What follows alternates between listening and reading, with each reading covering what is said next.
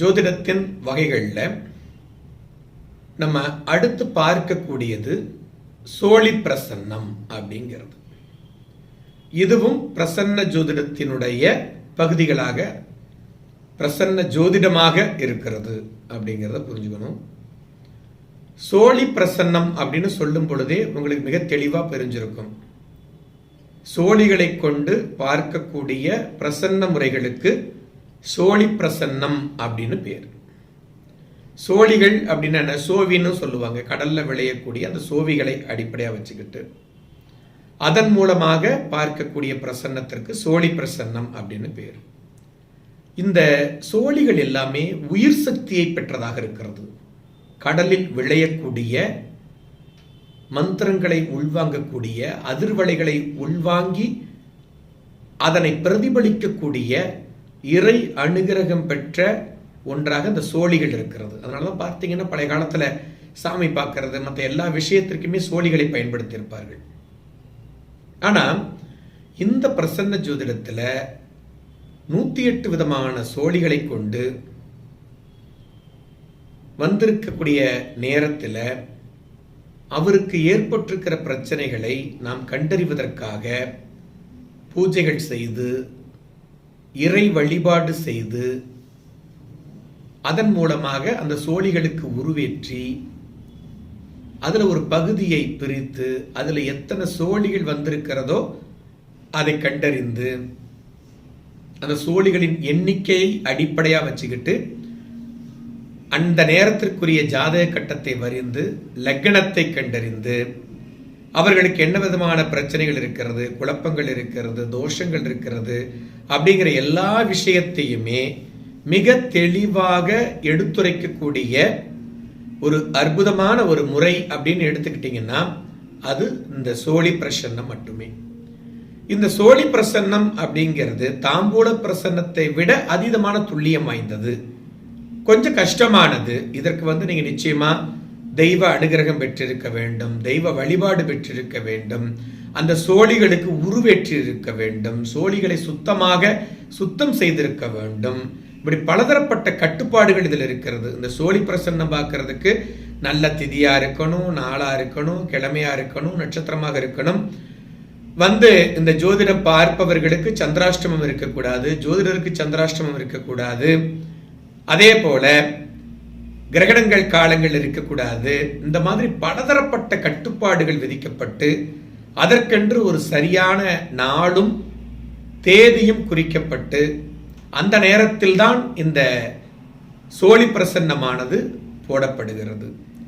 அப்படி போடப்படுகின்ற சோழி பிரசன்னமானது மிக துல்லியமாக ஒரு குடும்பத்தில் இருக்கக்கூடிய அனைவருமே ஏன் பிரச்சனையை சந்திக்கிறாங்க, ஏன் நிறைய பேருக்கு திருமணம் ஆகிறது இல்லை, ஏன் ஆண் குழந்தை பிறப்பதில்லை, ஏன் ஆண்கள் அதிகமா அந்த வீட்டில் தீர்க்காயுலா இல்லை, ஏன் பெண்கள் தீர்க்காயுலா இல்லை, ஏன் நோய்களா ஏற்பட்டிருக்கு, ஏன் பின்னடைவுகளா ஏற்படுது, ஏன் எவ்வளவு சம்பாதிச்சாலும் செலவழித்து கொண்டே இருக்கிறது, ஏன் தேவையற்ற நோய்கள் ஏற்பட்டு நிறைய பேர் அந்த வம்சத்துல குடும்பத்துல இறக்குறாங்க.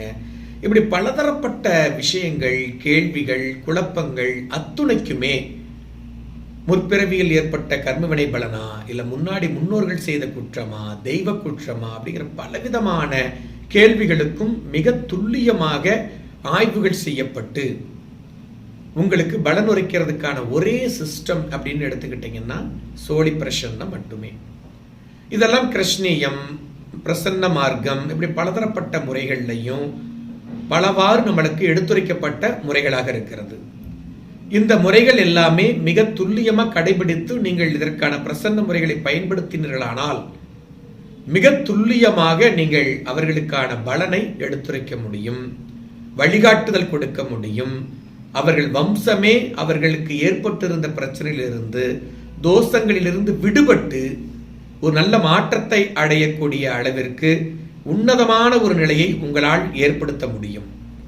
ஆனால் இதற்கு தெய்வ அனுகிரகம், தெய்வ வழிபாடு, உண்மைத்துவம், நல்ல எண்ணங்கள், வந்தவர்கள் நல்ல முறையில நல்ல பலன்களை அடைய வேண்டும் என்ற ஒரு ஆர்வம், எவ்விதத்திலும் மற்றவர்களை ஏமாற்றாத ஒரு நிலை, பொருளாதாரத்திற்காக மற்றவர்களுக்கு தவறான வழிகாட்டாத நிலைகளை கொண்டிருக்கக்கூடிய ஒருவர் தான் இந்த சோழி பிரசன்னம் மூலமாக துல்லியமான பலன்களை எடுத்துரைக்க முடியும்.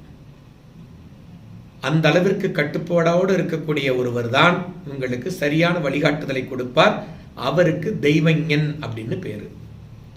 தெய்வஞன் அப்படின்னா என்னன்னு பார்த்தீங்கன்னா, இறைவனுக்கு அடுத்தபடியாக இறை சக்தியோடு செயலாற்றி அனைத்து மக்களும் இன்புற்றிருக்க வேண்டும், நல்ல ஒரு நிலையை அடைய வேண்டும் என்பதற்காக உழைக்கக்கூடிய தன்னலமற்ற ஜோதிட சாஸ்திரத்தை சேவையாக ஆற்றிக் கொண்டிருக்கக்கூடியவராக இருக்க வேண்டும்.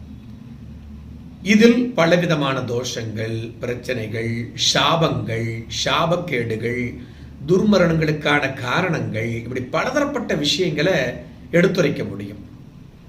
இந்த மாதிரியான சோழி பிரசன்னத்தையும் ஈசா ஆன்லைன் உங்களுக்கு ஒரு நாள் பயிற்சியாக இல்லாம தொடர் பயிற்சிகளாக உங்களுக்கு பிராக்டிஸ் பண்ணக்கூடிய அளவிற்கு 4 நாட்களுக்கு ஒரு முறை உங்களால் எவ்வளவு அதை கிரகிக்க முடியுமோ அந்த அளவிற்கு உங்களுக்கு பாடத்திட்டமாக வழங்கி நிறைய சோழி பிரசன்னம் போடக்கூடிய தெய்வஞர்களை உருவாக்கி கொண்டிருக்கிறது.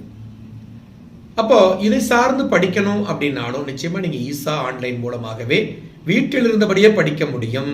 உங்களுக்கு எப்போ ரிலாக்ஸாக இருக்கோ, மைண்டு எப்போ அமைதியாக இருக்கிறதோ, உங்களுக்கு எப்படி புரியுதோ அந்த மாதிரி கொஞ்சம் கொஞ்சமாக ரிலாக்ஸாக நீங்கள் இதை படிக்கும் பொழுது நிச்சயமாக உயர்வான நிலையில் நல்ல மாற்றங்களை பெற்று வெற்றியாளர்களாக திகழக்கூடிய அற்புதமான ஒரு காலகட்டம் உங்களுக்காக காத்திருக்கிறது அப்படின்னு நம்ம சொல்லலாம். அந்த மாதிரி உங்களுக்கு இந்த சோழி பிரசன்னமானது மிக தெளிவாக, மிக துல்லியமாக, அடிப்படை நுட்பங்களோடு வழங்கப்படுகிறது. அதுதான் அதில் இருக்கக்கூடிய பியூட்டி. அப்போ நிச்சயமாக நீங்களும் தெய்வஞனாகலாம், நீங்களும் சோழி பிரசன்னம் பார்க்கக்கூடிய பிரசன்ன ஜோதிடராக மாற்றம் பெறலாம். அதற்கான வாய்ப்புகளை இறைவனும் உங்களுடைய முற்பிறவி கர்ம வினையும் முன்னோர்களும் நல்ல எண்ணமும் நல் வினையும் உங்களுக்கு ஏற்படுத்த இறைவனை பிரார்த்திக்கின்றோம். வாழ்த்து.